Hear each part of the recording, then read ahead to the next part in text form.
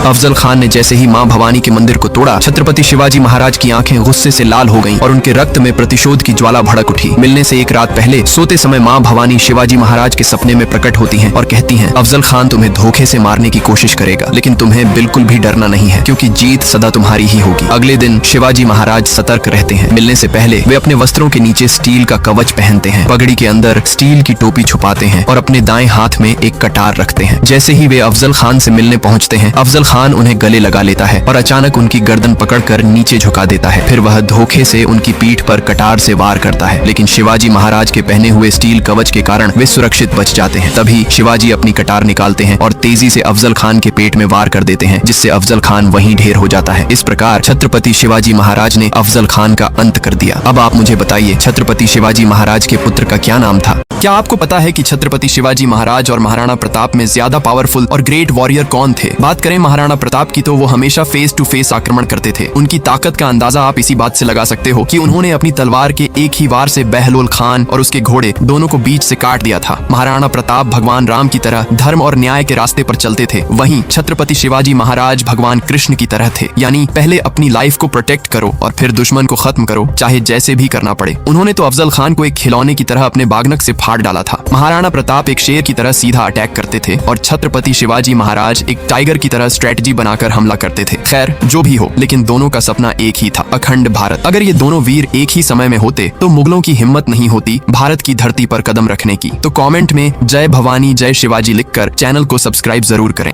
ये तो आपको पता ही होगा कि छत्रपति संभाजी को औरंगजेब ने कैसे तड़पा कर जान से मार डाला था, लेकिन क्या आप जानते हो कि भारत के महान राजा महाराणा प्रताप और छत्रपति शिवाजी महाराज की मृत्यु कैसे हुई थी? महाराणा प्रताप, जिन्होंने हल्दी घाटी के युद्ध में अकबर की विशाल सेना का सामना किया। हल्दी घाटी के बाद उन्होंने जंगलों, पहाड़ों और गुफाओं में रहकर छापामार युद्ध जारी रखा। 1397 में शिकार के दौरान महाराणा प्रताप को एक गंभीर चोट लगी। उनकी हालत बिगड़ती चली गई। उस समय चिकित्सा सुविधाएं सीमित थीं, जिससे उनका घाव और खराब हो गया। अपने अंतिम समय में भी उन्होंने अपने पुत्र अमर सिंह को बुलाकर कहा, मेवाड़ को कभी मुगलों के हाथों मत जाने देना। आखिरकार 29 जनवरी 1577 को चावंड मेवाड़ में इस महान योद्धा ने अपने प्राण त्याग दिए। छत्रपति शिवाजी महाराज ने मराठा साम्राज्य की नींव रखी और मुगलों के खिलाफ कई युद्ध लड़े। उनकी रणनीति और युद्ध कौशल के कारण औरंगजेब कभी उन्हें हरा नहीं पाया, लेकिन 1680 में शिवाजी महाराज को गंभीर बुखार हो गया। उनकी हालत लगातार बिगड़ती रही। हालांकि कुछ इतिहासकारों का मानना है कि शिवाजी महाराज को उनके ही दरबार के कुछ गद्दारों ने झर देकर मारने की साजिश रची थी। अप्रैल 1680 को रायगढ़ किले में इस वीर राजा ने अंतिम सांस ली। उनकी मृत्यु के बाद मराठा साम्राज्य संकट में पड़ गया, लेकिन उनका पुत्र संभाजी महाराज उनका सपना कभी मिटने नहीं दी। तो कमेंट में जय भवानी जय शिवाजी अवश्य लिखें। चैनल को सब्सक्राइब करें।